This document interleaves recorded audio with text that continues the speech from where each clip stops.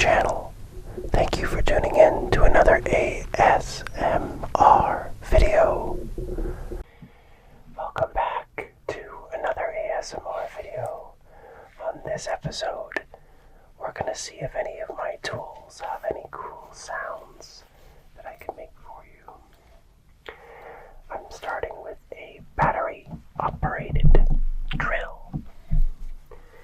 This specific drill has 2 speeds, and it has a hammer drill setting, which you can select by going all the way to the one end on the chuck. This little clicky bit for changing the direction of the spin.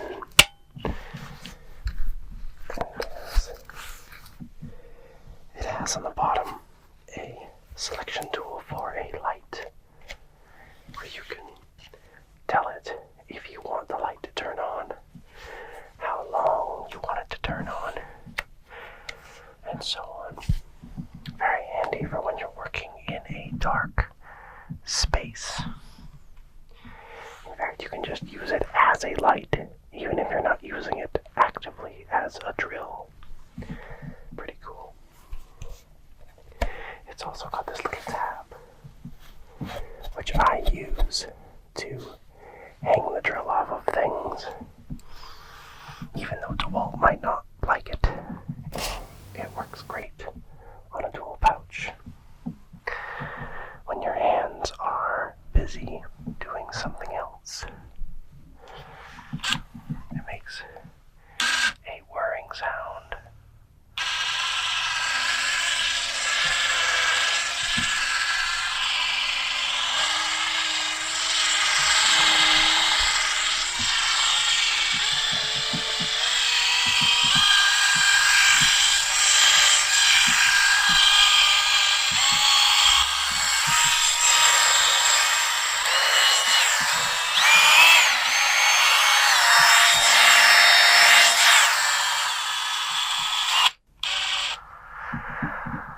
How's that for drill ASMR? There's probably a very good reason why nobody's ever done that before, isn't there? Moving on. I have something that goes very well with a drill. It's my container of screws.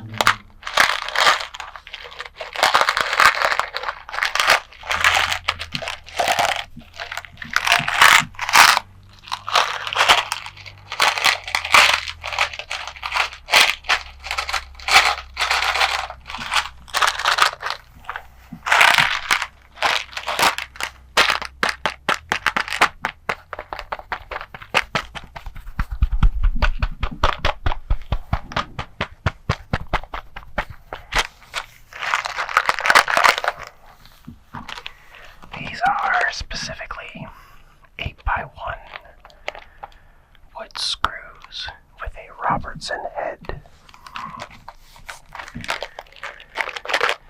Something that only mostly Canadians know the pleasure of using. So much better, so much superior to the American Phillip head screw.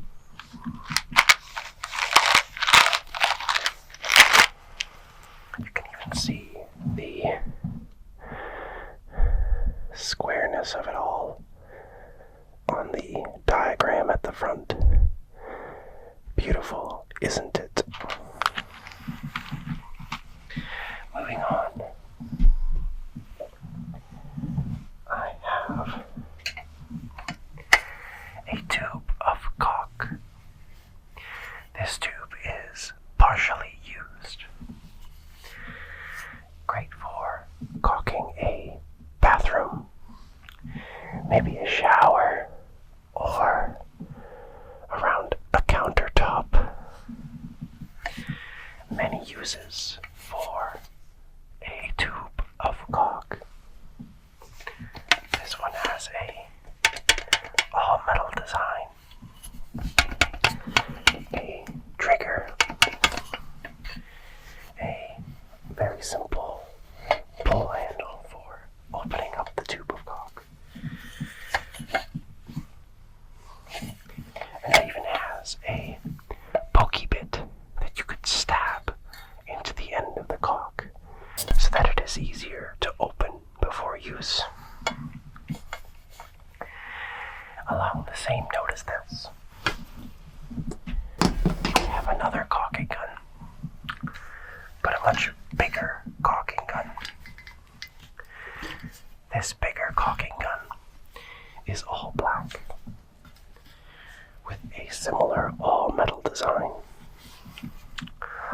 feels even more sturdy in the hands.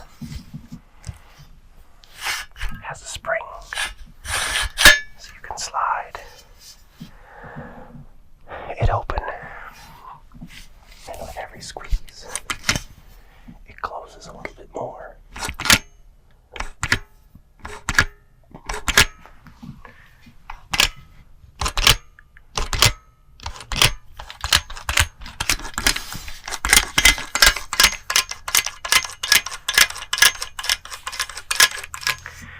Very satisfying to use if you have a bigger caulking job. Maybe you'd even use it for something like subfloor glue if you were adding in flooring, or even putting down the subfloor in a brand new build house onto every single joist.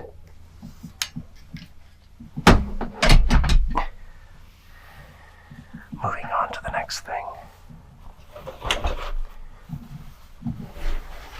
The last of the battery-operated tools. I have for you a Sawzall. This is a very useful device in terms of demolition capabilities. Fit in any kind of wood blade or metal blade you choose. It has a movable guard so that you can press it up against a surface and make a proper cut, whether that be perpendicular or otherwise. It has a much bigger 60-volt battery, one of the best parts of the DeWalt system. Lasts long and is very powerful. This specific device has a pretty intuitive blade release system, and it has a trigger lock for safety. Let's hear some sounds of it reciprocating.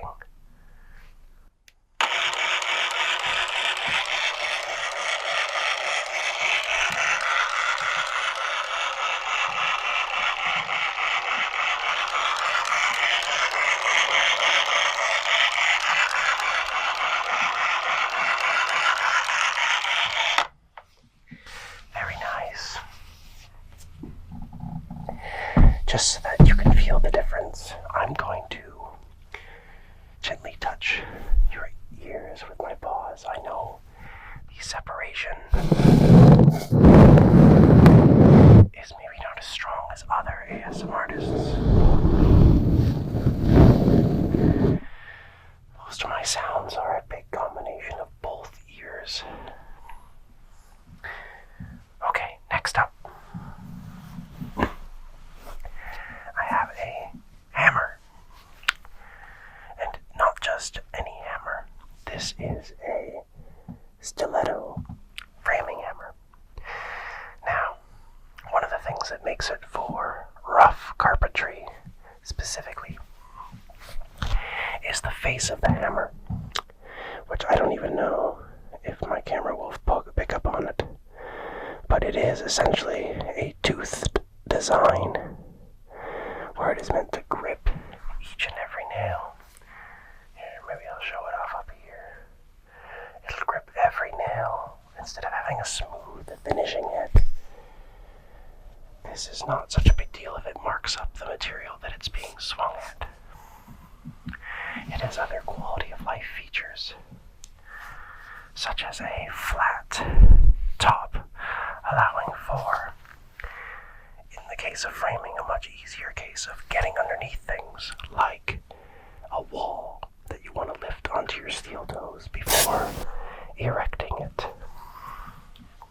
It has also a nail pulling part on the side for extreme leverage. Very useful when the nail is very hard to pull out.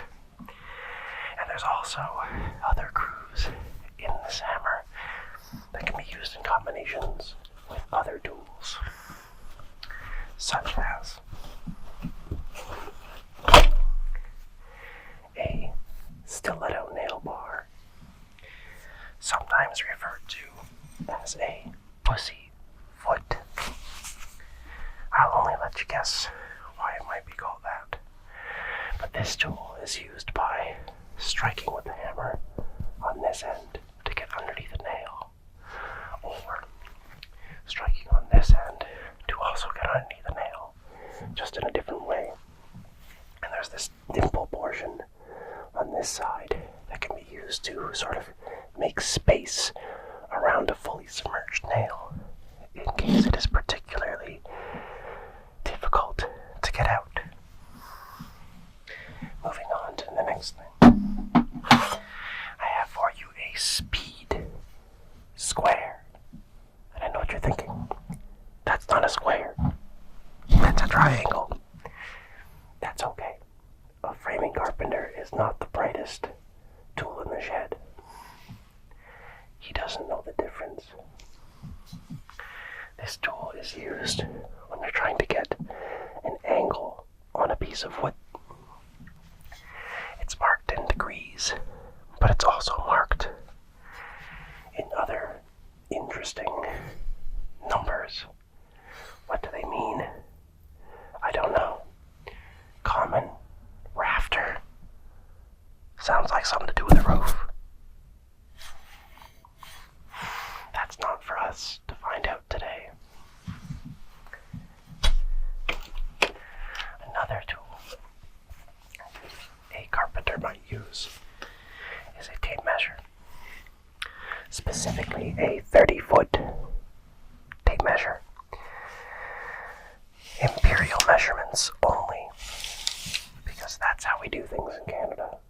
No metric in framing carpentry.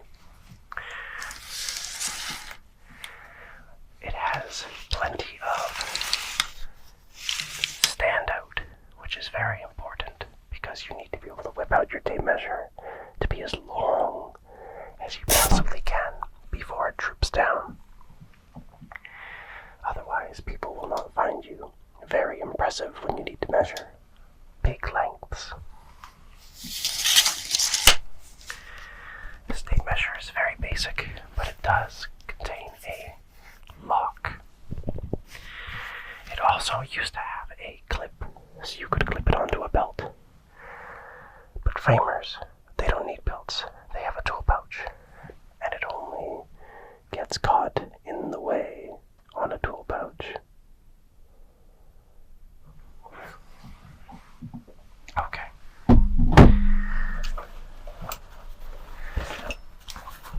Since I'm talking about a tool pouch, here is a very expensive leather accessory worn by your average framing carpenter. It contains all of your pencils, which you're going to need a lot of because you're going to lose them continuously as you build a house. This pouch has lots of room. You should always carry it around fully occupied, full of stick nails, hand spikes, staple gun staples, and literally anything else you can shove into it. Because if you don't weigh an extra 40 pounds when you're running around on a roof, you're not a real framer.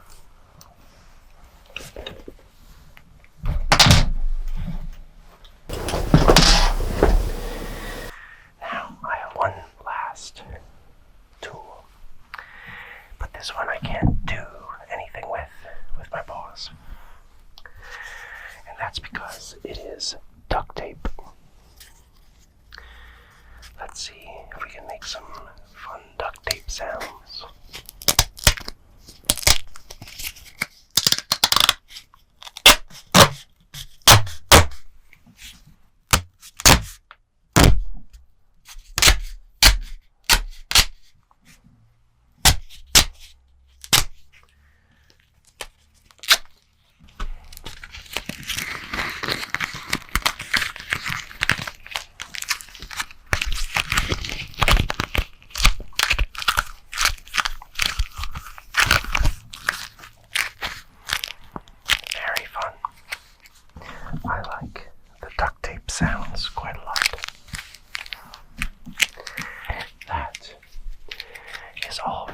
tools that I have to play with today.